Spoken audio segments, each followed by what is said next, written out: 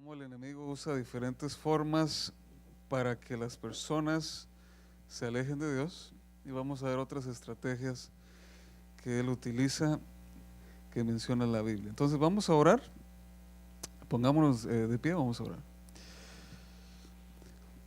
Oremos. Señor que estás en los cielos, al iniciar el estudio en esta noche pedimos, Señor, que tu Santo Espíritu esté con nosotros nuevamente. Queremos pedirte que este mensaje sea claro, que sea de bendición y edificación para cada uno de tus hijos. Si hay alguien que viene en camino todavía, que pueda llegar pronto. Y gracias, Señor, porque tú estás con nosotros. Te lo pedimos en el nombre de Jesús. Amén. Ok, Apocalipsis, hermanos, 11. Si tienen su Biblia, Apocalipsis 11. Este será el estudio de esta noche, Apocalipsis 11. Ok. Dice del 1 al 2. Entonces me fue dada una caña semejante a una vara de medir, y se me dijo: levántate y mide el templo de Dios, y el altar, y a los que adoran en él. Pero el patio que está fuera del templo, déjalo aparte, y no lo midas, porque ha sido entregado a los gentiles, y ellos hollarán la santa ciudad. ¿Cuánto tiempo? 42 meses, eso es importante, ese dato. Y daré a mis 2 testigos que hagan, ¿qué cosa? Que profeticen por 1260 días vestidos de silicio. Estos testigos son los 2 olivos y los 2 candeleros que están en pie delante del Dios de la tierra. Si alguno quiere dañarlos, ¿qué pasa? Sale fuego de la boca de ellos y devora a sus enemigos. Y si alguno quiere hacerles daño, debe morir de la misma manera. Así que en el versículo, vamos a ver, en el versículo 3 dice otro periodo de tiempo, 1260 días, ¿verdad? Primero mencionó 42 meses y luego mencionó los 1260 días. Vamos a estudiar un poquito sobre ese tiempo. Así que ellos deben profetizar por 1260 días. Aquí dice: a pesar del predominio del mal durante el periodo de los 1260 años, el Espíritu de Dios, especialmente como se manifiesta en las Escrituras, llevaría su testimonio a los hombres que lo recibieron. Ahora, ¿qué sucedió en este tiempo? Dice que estaban vestidos de silicio. Dice acá, vestirse de silicio era una señal común ¿de qué cosa? De duelo y también de arrepentimiento. De este modo se describen las Escrituras como si estuvieran de duelo en un tiempo cuando los mandamientos y tradiciones humanas eran casi un total predominio, ¿verdad? Entonces, cuando se refiere a los mandamientos, se refiere a mandamientos de hombres, no a los mandamientos de Dios. Entonces, ¿cómo desciframos qué significa este tiempo? Bueno, ustedes pueden ver aquí que dice el principio de día por año. Números 14:34 nos enseña esto. Dice, un día representa ¿qué? Un año. Y Ezequiel 4:6 también nos dice lo mismo, día por año. Quiero darles un tercer pasaje, Levítico, porque ese no está ahí arriba. Noten lo que dice Levítico 25, versículo 8. Levítico 25. Y miren lo que dice el verso 8, hablando del principio de día por año. Dice el 8, contarás 7 semanas de años, 7 veces 7 años, de modo que los días de las 7 semanas de años vendrán a ser 49 años. Entonces dice, contarás 7 semanas de años, no son semanas de días. Interesante ese dato, ¿ok? Así que ahí está el principio de día por año también. Ahora, esta profecía de los 1260 años es tan importante que aparece 7 veces, solo que con diferentes palabras. En Daniel 7:25 sale una vez, Daniel 12:7 y luego Apocalipsis 11, 12 y 13. Cuando Dios repite algo es porque es muy importante. ¿Okay? Y aquí nosotros vemos cómo se repite este periodo de tiempo. Cuando dice tiempo, tiempos y medio tiempo, también sale 1260 años, porque un tiempo representa un año, según Daniel 4:16. Entonces, cuando le sacamos el valor a cada tiempo, nos da 1260 días también. O sea que es el mismo tiempo, solo que con diferentes palabras. 42 meses también representan 1260 días, porque si multiplico 42 por 30, ¿cuánto me da? 1260 días. Entonces, son maneras diferentes de decirlo, pero es el mismo periodo de tiempo. ¿Ok? Entonces, esta profecía de los 1260 años dice que fue de persecución, empezó en el año 538 y avanzando al futuro 1798 años, hasta el 1798, yo he avanzado 1260 años, ¿verdad? ¿Qué sucedió durante ese tiempo? Bueno, muchas personas saben y otros no saben que existió algo que se llamó la Inquisición. Y tristemente ese es el lado oscuro de la Iglesia Católica, ¿verdad? Ellos usaron la fuerza, la tortura para someter a la gente a hacer lo que la Iglesia quería. Y fueron tiempos terribles en los cuales usaban diferentes métodos de tortura. El enemigo usó una iglesia para querer destruir a los hijos de Dios.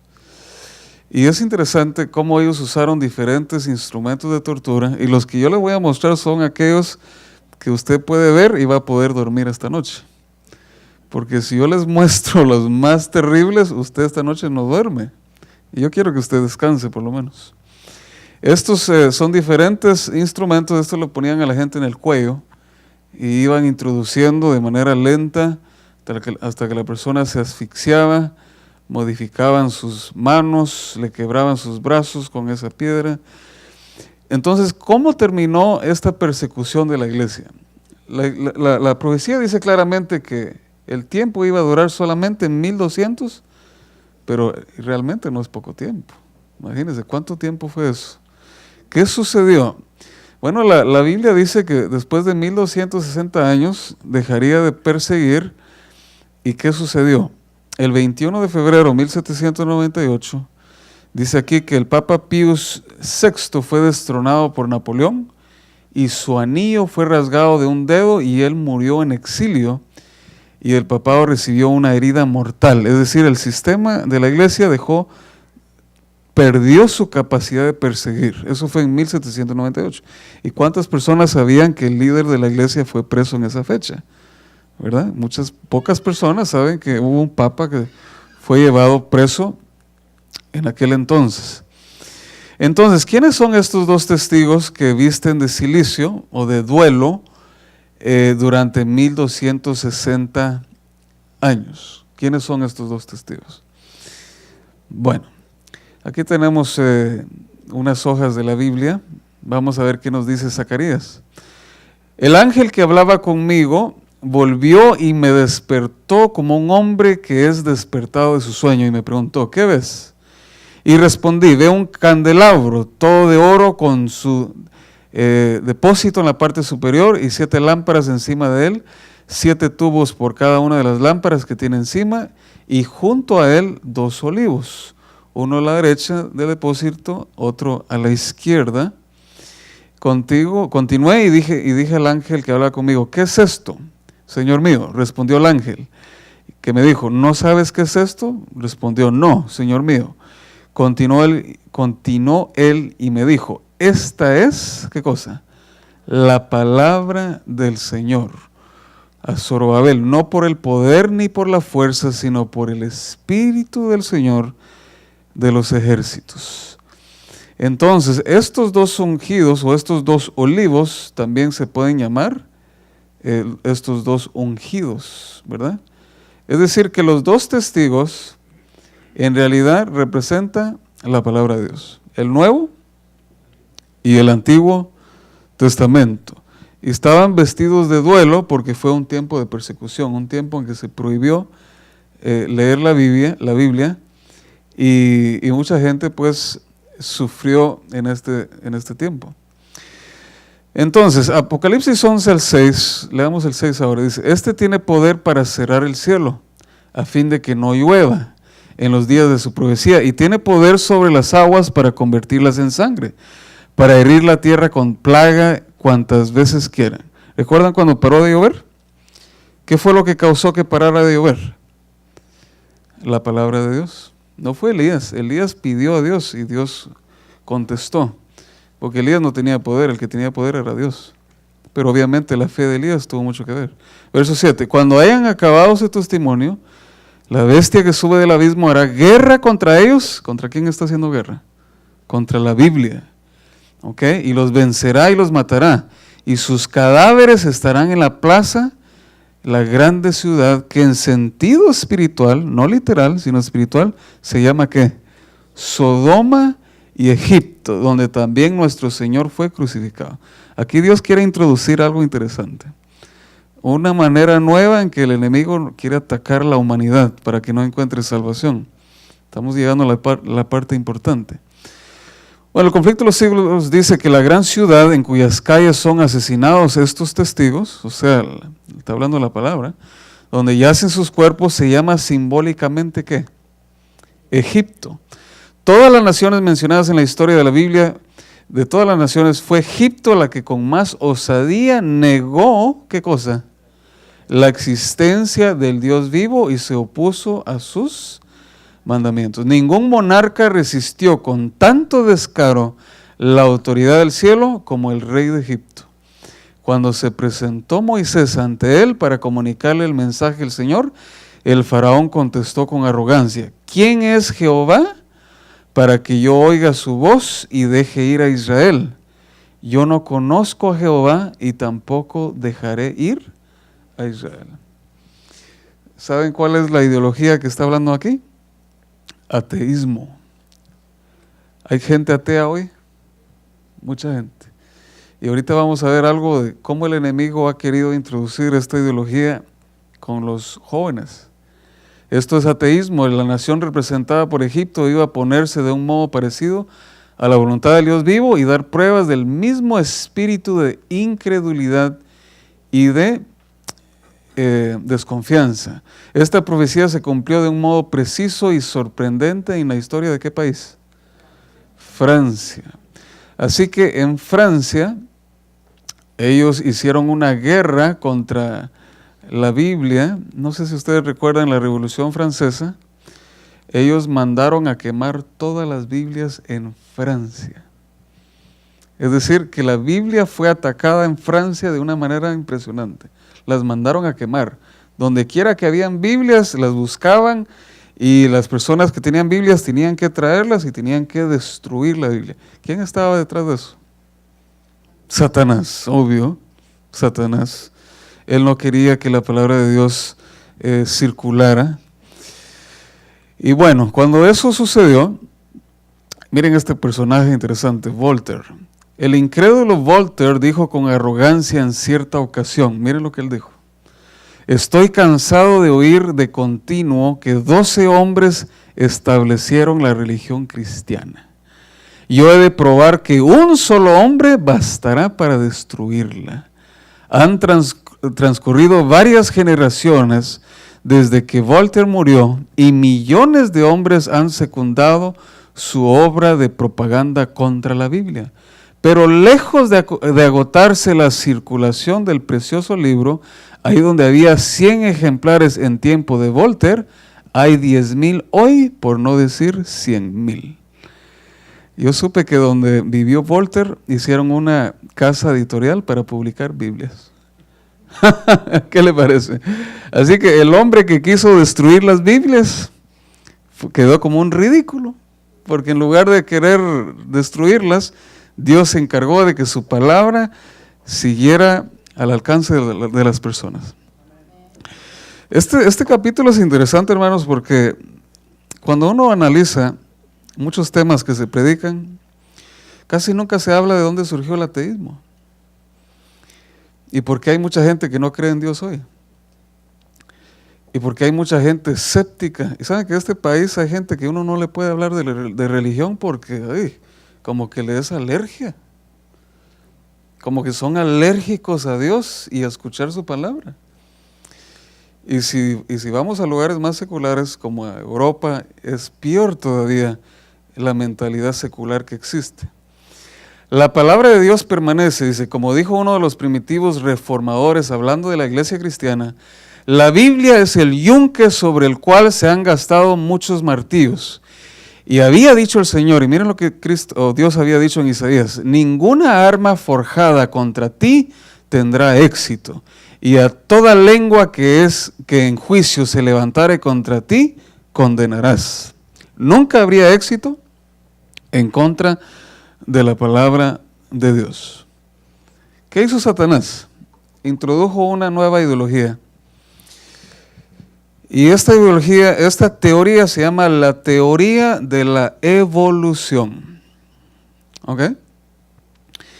Y es interesante que hoy, cuando estábamos estudiando con una familia, una de las personas que estaba estudiando conmigo, me dicen, ¿por qué nos enseñan a nosotros que venimos del chango? ¿Y no se enseña eso en las escuelas? Yo estudié aquí, en Texas. Yo vine de Chicago, en Chicago estudié el kindergarten y el first grade, en Chicago. Pero cuando yo vine a Texas, aquí estudié el second grade, third grade, fourth grade, fifth grade, y así. Cuando yo vine aquí a Texas, nos enseñaron la teoría de la evolution. Y nos enseñan a nosotros, en la escuela secular, que nosotros venimos de un Big Bang, una explosión. Y cuando esa explosión se dio, de una manera mágica, creó todas las cosas. Y yo le digo a mis amigos ateos, bueno, tengo algunos conocidos, trabajé con una atea, así que tengo mis experiencias con gente atea. Ellos dicen, pero ¿cómo es que tú crees en Dios? Y yo les digo, ¿y cómo es que tú crees en que de una explosión se hizo todo? Y hay problemas serios con la teoría del Big Bang, porque número uno, yo le explicaba en el estudio bíblico a estas personas. Dígame alguien acá, ¿cuándo han visto que de una explosión eso crea vida? Un ejemplo. Cuando algo explota, en lugar de generar vida, causa muerte. ¿O no es así? ¿Verdad que sí? Cuando tiraron la bomba allá en Hiroshima, ¿cuántos nacieron?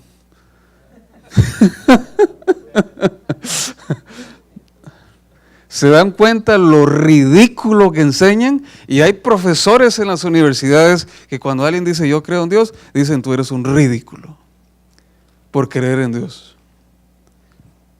Y son capaces de hacer sentir mal a una persona. Delante de toda la clase, hacerlo sentir como un ignorante, como alguien que no tiene inteligencia. Tú crees en un Dios. ¿Cómo te cabe Dios en la mente? El enemigo introduce al mundo una ideología para rechazar la creencia en Dios. Y ahorita estoy estudiando allá en la conferencia donde yo estoy, en el estado de Idaho, con un joven que él me dice, yo estoy aquí analizando las dos cosmovisiones, en inglés es worldviews, la cosmovisión de un Dios que creó todas las cosas y la cosmovisión de que nosotros existimos por la pura casualidad, que algo explotó y ahí se creó todo. Hay gente que dice, pues yo no he visto a Dios, y yo les digo a los que creen en el Big Bang, ¿y tú viste el Big Bang? A veces el mismo argumento uno se lo puede usar en su contra. ¿Se dan cuenta? Nadie vio el Big Bang. Es una teoría. ¿Saben qué es una teoría? Eso es un pensamiento, es una creencia. Una teoría es algo que no ha sido comprobado. Y la ciencia nos enseña que algo se puede probar solamente cuando es observable. ¿Quién observó el Big Bang? Nadie. ¿Es así? Entonces, hermanos, este es un tema importante porque miren, no crean ustedes que siempre nos toca estudiar con gente que cree en Dios. Uno también tiene que tener conocimiento para estudiar con alguien que tal vez tiene otra ideología, otra cosmovisión. Entonces surge este señor que escribió este libro. ¿Cómo se llamó el libro? The Origins of Species by Means of Natural Selection, o sea, el origen de las especies por medio de la selección natural. Un libro de Charles Darwin, publicado el 24 de noviembre de 1859, considerado uno de los trabajos precursores de la literatura científica y el fundamento de la teoría, noten que dice teoría, de la biología evolutiva. Esta es la Biblia de los ateos. ¿Sí o no? Ellos agarran este libro como su fundamento de que de ahí viene todo este asunto. Ahora, ¿dónde están enseñando eso? A los niños en las escuelas. Así que si usted tiene un niño en una escuela secular, no se sorprenda de que él esté recibiendo esta ideología en la escuela, porque yo lo recibí, yo recuerdo, y nos enseñaban esa locura. A veces yo me porto un poquito, en inglés se dice, ¿cómo se dice?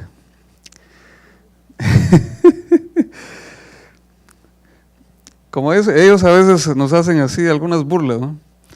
Entonces yo le digo a ellos, ok, digamos que tú tienes razón, que venimos de los animales y del chango, entonces, ¿cuándo visitamos a tus abuelitos en el zoológico? Pues sí, porque se supone que si venimos de estos animales, nosotros deberíamos de ser un animal también, solo que un animal un poquito más inteligente. Pero ¿sabe qué es otro problema también? Que yo les digo, hay tantas cosas que yo les digo, y yo noto que no saben contestar. Ok, si el mono, el chango fue evolucionando y se convirtió en un ser humano, no deberían de haber miles y millones de ejemplos de changos que están a punto de convertirse en un ser humano y no hay nada. Todos están bien changos, bien llenos de pelo. Feos. Miren, en una ocasión escuché a una Miss, no voy a decir de qué país, ¿no?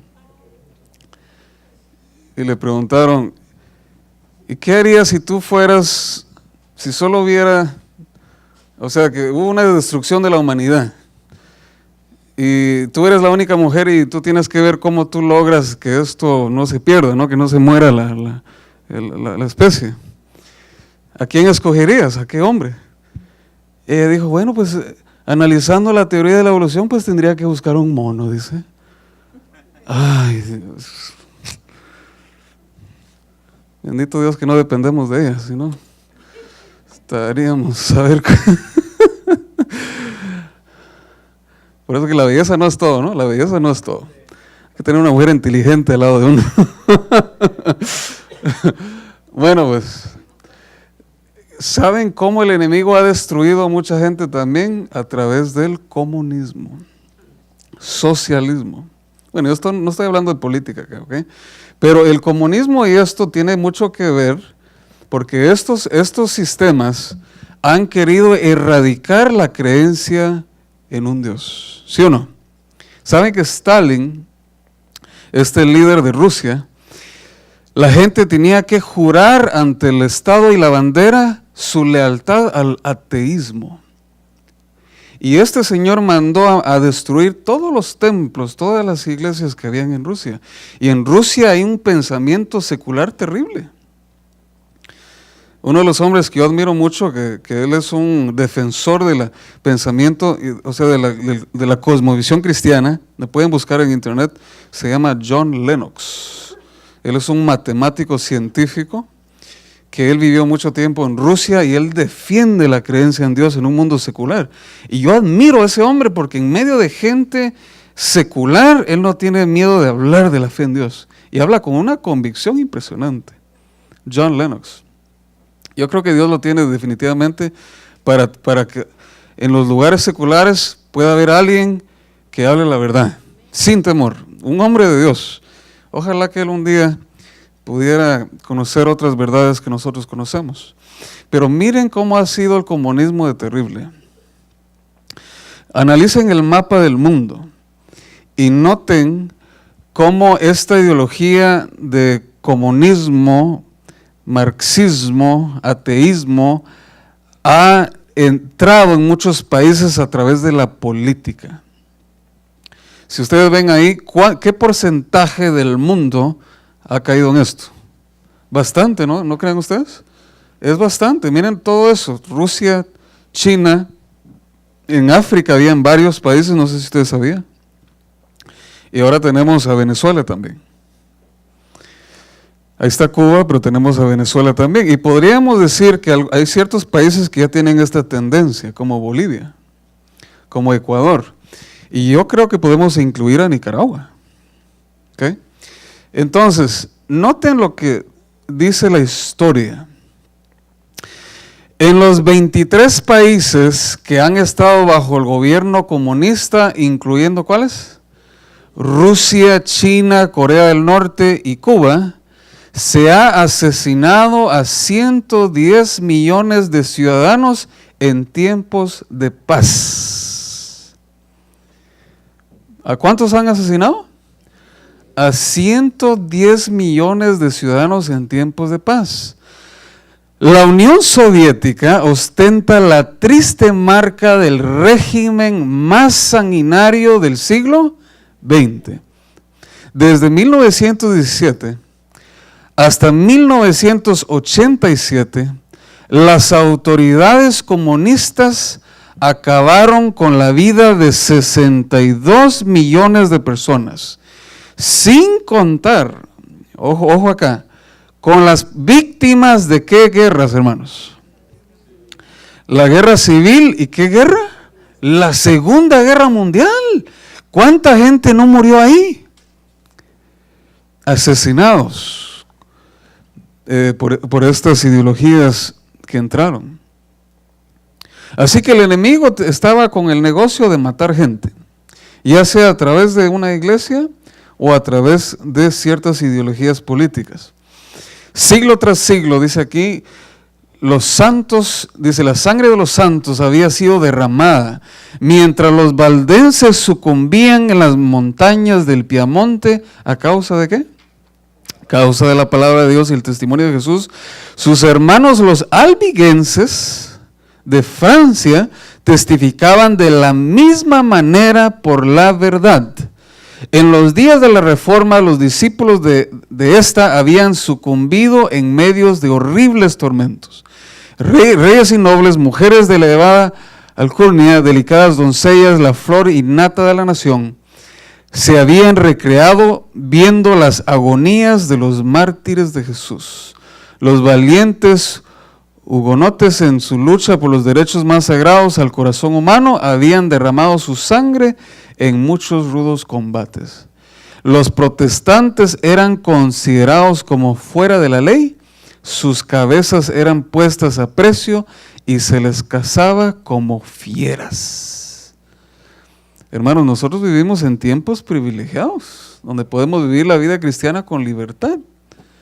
En aquellos tiempos, hermanos, estaban buscando nuestra cabeza por querer obedecer la Biblia. ¿No le damos gracias a Dios, hermanos, porque vivimos en una época mejor? Gracias a Dios. Pero ¿quién habla de toda esta gente que murió? Parece como que ya no importa, como que ellos murieron y como fueron ellos, ¿qué importa? No, yo creo que es importante conocer lo que pasó. Es importante conocer cómo el enemigo ha trabajado para destruir, para arruinar. Amén. La Biblia nos enseña esto. Interesante este versículo. Apocalipsis 12:11 dice, y ellos le han vencido por medio de ¿qué? Yo doy gloria a Dios porque esta gente venció, ¿sabe? Aunque muchos de ellos murieron, van a estar con Cristo cuando Él venga. El enemigo, hay un pasaje que dice claramente, no temáis al que puede matar el cuerpo, sino que teme a aquel que puede, ¿qué cosa? Matar el alma, ¿no? El espíritu, o sea, que puede destruirte completamente para siempre. Entonces es interesante ese pasaje. Esta imagen muestra cómo cantidades de personas murieron, y miren, mucha gente murió así en cantidades, como que eran animales. Miren lo que dice este pasaje, quiero mostrarles acá. Dice, lo más inicuo que se registra en el lóbrego catálogo de los crímenes, el más horrible de los actos diabólicos de aquella sucesión de siglos espantosos, fue la matanza, ¿de qué lugar? De San Bartolomé. Todavía se estremece horrorizado, ¿qué? El mundo, al recordar las escenas de aquella carnicería, la más vil y alevosa que se registra. El rey de Francia, instado por los sacerdotes prelados de Roma, sancionó tan espantoso crimen. El tañido de una campana resonando a medianoche dio la señal de huello. Millares de protestantes que dormían tranquilamente en su casa, confiando en la palabra que les había dado el rey, asegurándoles protección, fueron arrastrados a la calle sin previo aviso, asesinados a sangre fría. La matanza continuó en París por 7 días con una furia indescriptible. Durante los 3 primeros no se respetaba edad ni sexo. No escapaba el inocente niño ni el anciano de canas. La matanza siguió en Francia por espacio de 2 meses. Mire qué tremendo. Perecieron en ella 70,000 personas, de la flor innata de la nación. Cuando la noticia de la matanza llegó a Roma, el regocijo del clero no tuvo límites. Ahora usted tiene duda quién está detrás de este movimiento. ¿Será que es Dios o será que es el otro? Creo que es claro, ¿no? Entonces, si nosotros sabemos que detrás de este sistema no está Dios y está el enemigo, ¿no cree usted que la gente que está en esa iglesia debe conocer? ¿Debe saber esto? ¿Ustedes creen que si ellos conocieran esto, ellos seguirían ahí? Son muchas cosas que se oculta a la gente. Y bien dice la palabra de Dios, mi pueblo perece por falta de conocimiento. Así es. Muy bien. Así que, bien interesante eso que pasó. Triste, triste. Subieron al cielo en una nube, dice, hablando de los 2 testigos, el profeta dice además, y oyeron una grande voz del cielo que les decía, subid acá, y subieron al cielo en una nube y sus enemigos le vieron. Dice, desde que Francia les declarara la guerra, estos 2 testigos, hablando de la palabra de Dios, han recibido mayor honra que nunca antes. Quisieron destruir la Biblia, en lugar de destruirla, se distribuyó más. Porque Dios quiere que sus hijos se salven. Eso es lo que Dios quiere. Él no iba a permitir que este libro desapareciera. Al final, ¿quién es el que manda? Dios es el que manda. Él no iba a permitir que la Sagrada Escritura fuera destruida, eliminada. Subieron al cielo en una nube, dice, en el año 1804 se organizó la Sociedad Bíblica Británica y Extranjera, poco tiempo después de la Revolución Francesa. Este hecho fue seguido de otros semejantes en otras partes de Europa, donde se organizaron, ¿qué cosa? Sociedades similares con numerosas ramas esparcidas por muchas partes del continente.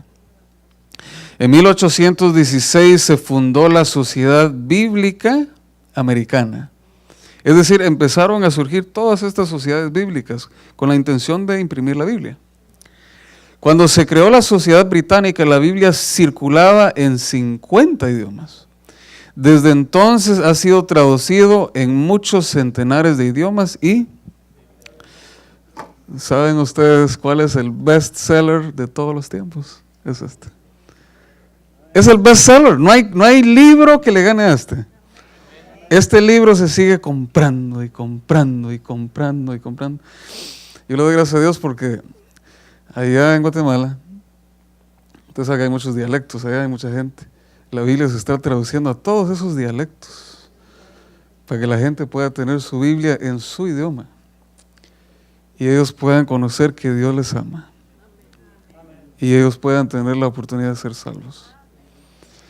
Yo recuerdo que yo vi un video, hermanos, en una ocasión donde llegó una maleta en un lugar asiático Y cuando abrieron la maleta, hermanos, y vieron que eran Biblias, corrieron a las maletas, agarraban las Biblias y las besaban, porque en ese lugar no era legal tener esto. Y ellos agarraban la Biblia, lo besaban y lo agarraban como que era lo más sagrado. Saben que muchas veces nosotros tenemos este libro y no lo valoramos. No lo leemos. Mientras Dios me dé vida, yo voy a seguir predicando esto. Porque mucha gente necesita conocer lo que este libro enseña. Mucha gente. ¿Es así? ¿No ha cambiado esto nuestra vida, hermanos? Yo le doy gracias a Dios por esto, hermano. Quiero finalizar con lo que sucedió en un lugar comunista. Lavándole la mente a las nuevas generaciones, vino un general y le dijo, reunieron a todos los niños de la comunidad. Y como en poco tiempo antes, pues, o sea, los tiempos anteriores se creía en Dios en esos lugares. Entonces él les hizo una pregunta a los niños. Ok, niños, vamos a hacer un experimento, porque ustedes tienen que aprender la verdad, según él, ¿no? Y les dijo, ok, niños, escuchen, vamos a hacer un experimento. Ustedes, los que creen en Dios, les voy a dar 2 minutos para que ustedes le pidan a Dios un caramelo.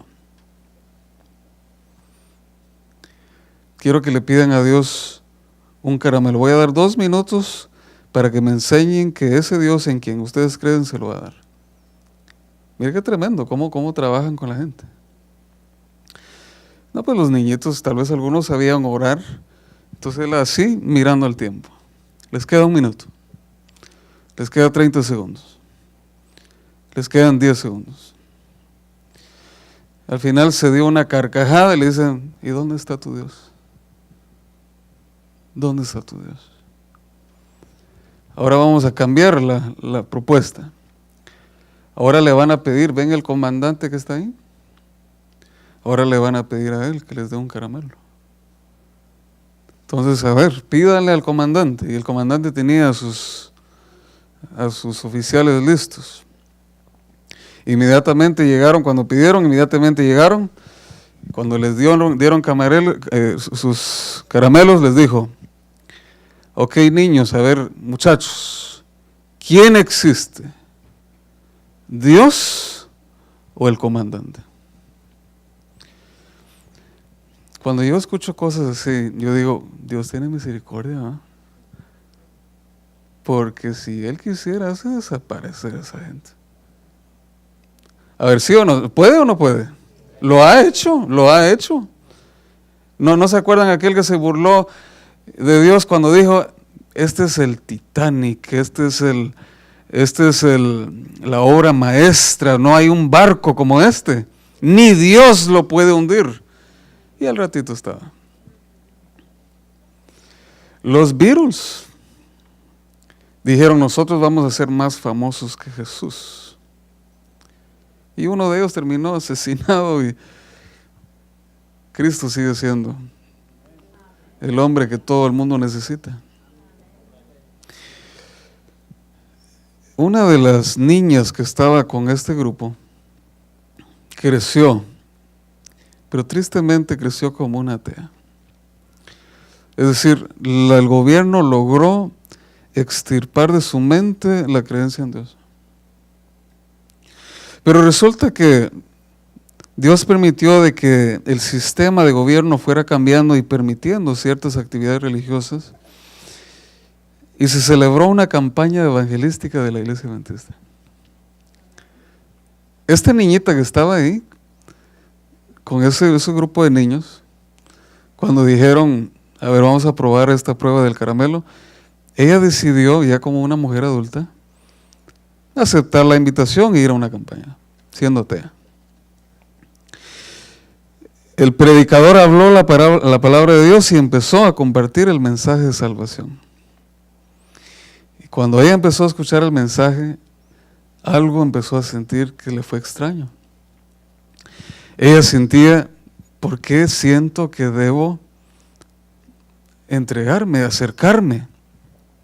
Cuando el pastor hizo la invitación a aquellas personas que necesitan de Dios, que quieren conocer a Jesús, que quieren abrir su corazón al Señor, por favor vengan.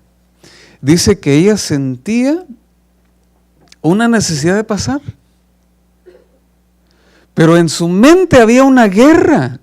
Ella decía, ¿por qué yo quiero pasar? Pero yo ya entendí que Dios no existe. Y una guerra en su mente. ¿Cómo? Pero yo quiero pasar, pero ¿cómo voy a pasar si Dios no existe? Pero yo quisiera que existiera. Cuando ella se fue esa noche y ella agarró el carro e iba de regreso a casa, ella le hizo una prueba a Dios. Y dice que ella en su mente dijo así: Señor, si tú existes, tú me escuchas, y yo quiero que tú me demuestres que yo soy tu hija, que tú me amas, y que aquello que me enseñaron desde niña es mentira. Y dice que ella dijo: mi esposo ya tiene 15 años que yo no lo veo porque se fue a Estados Unidos. Si tú existes, tú vas a colocar en su corazón que me llame por teléfono. Y me tiene que llamar hoy. Y él se ha olvidado de mí. Yo no he sabido de él, 15 años. Entonces ella dice, si tú existes, que me llame mi esposo. Cuando ella dice que estaba llegando a la casa, dice que ella estaba por abrir la puerta cuando una niña corre al carro y le dice, fulana, corre que te están llamando de Estados Unidos. Corre. Y él le dice, ¿qué? ¿Quién me está llamando? Te está llamando tu esposo, corre. Dice que esa mujer no podía creer. O sea, en su mente inmediatamente, Dios me escuchó. Y yo necesito de Dios. ¿Cuánta gente no necesita de Dios? Y desgraciadamente el enemigo ha trabajado para quitar a Dios de su vida, de su mente. ¿Usted se da cuenta cómo Satanás trabaja?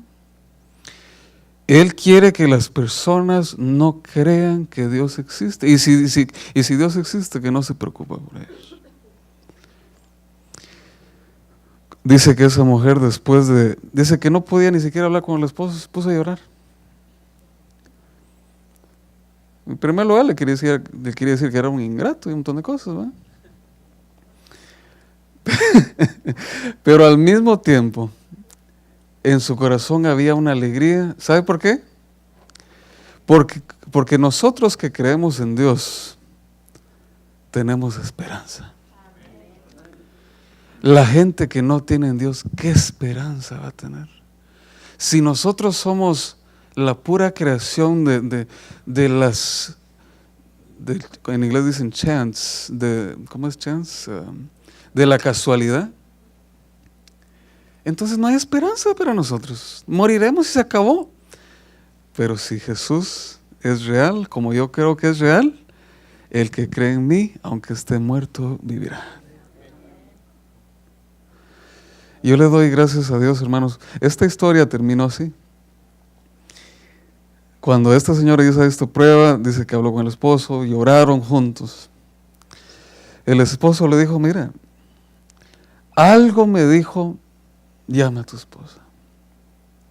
Y la impresión fue tan fuerte que yo dije, me da vergüenza llamarle, pero le voy a llamar.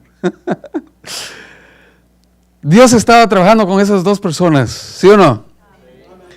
Y cuando terminó la campaña evangelística, ella se acerca al pastor y le dice, mire pastor, yo entré aquí siendo una atea, pero ahora yo he decidido entregar mi vida a Cristo Jesús, porque Él vive. Y esa mujer se bautizó para honra y gloria de Dios. En la iglesia adventista. En la iglesia adventista. ¿Será que Dios está haciendo milagros todavía hoy día? ¿Será que hay gente que necesita al Señor? Hermanos, yo le doy gracias a Dios porque usted y yo podemos llevar esperanza a mucha gente. Y cuando usted comparte estas cosas con la gente y la gente se regocija en recibir a Dios, usted regresa a casa con una paz tan linda porque alguien ha conocido al Señor. Esta noche yo quisiera hacer una oración diferente. Yo no sé si usted tiene un familiar que es ateo o una persona que es agnóstica. ¿Saben quiénes son los agnósticos? Los agnósticos son los que no pueden probar que Dios no existe, no saben, simplemente se declaran que no saben. O sea, no saben si Dios está o no está. Yo no sé si usted tiene a un familiar así. Yo no sé si usted tiene a alguien que no sabe o ha sufrido por esas ideologías que hoy día le cuesta. Pero yo quisiera orar esta noche por esas personas que tienen una gran lucha en su mente, en sus ideologías, en lo que han aprendido, pero que en el fondo de su corazón anhelan la esperanza que usted y yo tenemos. Yo por lo menos yo quiero orar por ese joven que me está esperando. Él dice, hey, ve a Texas, pero cuando regresas sigamos estudiando, por favor. Él me dijo a mí, cuando yo empecé a platicar con él, él me dijo, yo tengo esta lucha con estas dos ideologías, pero tú eres la primera persona que me ofrece estudiar la Biblia conmigo. Y yo quiero agradecerte por eso. Él dice que él ha hablado con mucha gente cristiana, pero nadie le ha ofrecido estudiar la Biblia. Y él me dijo, tú eres la primera persona que me dice, ¿por qué no estudiamos la Biblia? Y tú vienes a mi casa para enseñarme. Wow. Qué lindo es esto, ¿no, hermanos? Qué lindo es conocer a Dios y qué lindo es tener esta esperanza. Si usted tiene una persona que quiere que oremos específicamente esta noche, únase conmigo en oración, vamos a ponernos de pie. Yo quiero que en su mente usted piense en esa persona y en su mente usted le diga a Dios, Señor, te estamos poniendo en tus manos a esta persona de manera específica. Yo quiero orar en este momento por esta persona, este amigo que me está esperando al regresar la próxima semana. Él se llama Alex. Así que piense en esa persona mientras oramos. Señor que estás en los cielos, en primer lugar, Señor, gracias porque tú nos has dejado tu palabra. El enemigo ha querido destruir este libro. Y nosotros sabemos, Señor, que inclusive en la Edad Media, aunque el libro existía, estaba prohibido leerlo. Pero vivimos en tiempos, Señor, en que nosotros tenemos libertad. Gracias, Señor, porque hoy día somos libres para adorarte y para estudiar tu palabra. Queremos orar, Señor, yo de manera especial, yo quiero poner a Alex en tus manos. Señor, cuando yo converso con este joven universitario, yo veo el potencial que él tiene, la inteligencia que tú le has dado. Dame la alegría de pronto verlo a él entregarse a Cristo Jesús. Aquí, Señor, tus hijos están pensando en alguien tal vez difícil. Señor, tú sabes quiénes son estas personas. Y desde ya queremos darte gracias porque tu Santo Espíritu va a trabajar con esta persona. Tal vez alguien vino triste porque invitó a alguien esta noche y no vino. Que tú no dejes tranquila a esa persona hasta que haga planes de venir las siguientes noches para que puedan también escuchar tu palabra. Oramos, bendito Dios, por estas personas que están estudiando tu palabra. Queremos orar por los estudios bíblicos que se están dando aquí por medio de esta iglesia de Louisville. Yo quiero darte gracias porque tenemos ya un grupo de personas que se va a bautizar el sábado. Queremos pedirte, Señor, que nos enseñes quiénes más quieren unirse para entregar su vida a ti. Señor, gracias por ese milagro que tú hiciste en la vida de aquella mujer, que aunque entró a una campaña de nuestra iglesia siendo una atea, ya no salió siendo la misma persona. Porque tu Santo Espíritu tiene poder, Señor. Gracias, Señor, porque tú nos amas. Y gracias porque tú vendrás pronto por nosotros. Queremos orar, Señor, por las siguientes noches que nos quedan. Estaremos estudiando, Señor, otros temas. Que tu Santo Espíritu esté con nosotros. Y, Señor, aquellas personas que están asistiendo a través del internet, si hay una persona que no cree en Dios, algún agnóstico, que tú también puedas manifestarte poderosamente en su vida. Y allá en el cielo tal vez tendremos el gozo de decir, conocí, tal vez la persona dirá, conocí el mensaje a través del internet y para honra y gloria de Dios alcancé la vida eterna. Por favor, Señor, danos un buen descanso y al iniciar, Señor, esta semana laboral, que tú nos protejas siempre. Que donde quiera que estemos, podamos ser buenos representantes de Cristo Jesús. Porque tú nos sacaste de las tinieblas a tu luz admirable. Danos un buen descanso. Te lo pedimos humildemente en el dulce nombre de Cristo Jesús. Amén y amén. Dígale, Dios te bendiga al que está a su lado. Dígale, te esperamos mañana. Feliz noche. Que Dios les bendiga.